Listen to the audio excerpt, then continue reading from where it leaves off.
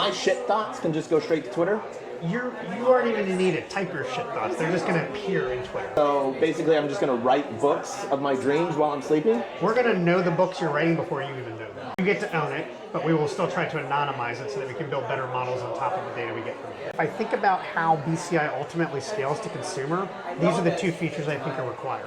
You know, it's not that Elon's wrong about what he's saying, but I think this is a better way to get adoption quicker in a few years with consumer applications. Eventually, we're going to get into restoring hearing, restoring vision, and then ultimately it gets into actually transhumanism and augmentation of the senses. I mean, what we're essentially doing is combining humans and computers. It's carbon-based intelligence and silicon-based intelligence. And it's the only way that ultimately we're going to keep up with AI, because AI in many applications has already surpassed humans. Yes. Because our brains operate much slower than compute capabilities through computers. And so you merge these two together, and we're going to be able to do so many more things than we can do today. And so it's going to create AI that is more human.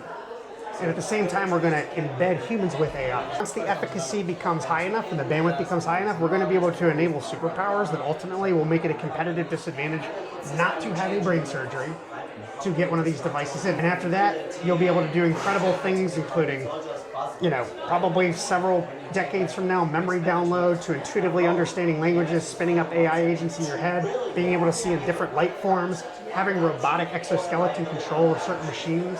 So basically, someone will be able to, I'll be like, I want to learn Kung Fu, and someone just like the Matrix. And there's going to be incredible applications built on top of this that truly change the way we live. We want to clarify, not that there's not applications for non-invasive technologies, but we want to be clear on what invasive versus non-invasive, Neuralink, Synchron, Precision, Paradromics, all these different companies, what they're doing. We're rooting for all of them. But in the end, 10 years from now, we're all actually going after different markets. I think what we're doing is incredible, but we serve a particular niche that doesn't necessarily overlap with them, and they don't overlap with us. And I think that's really important for people to understand. You know, they're all cars with different bronze.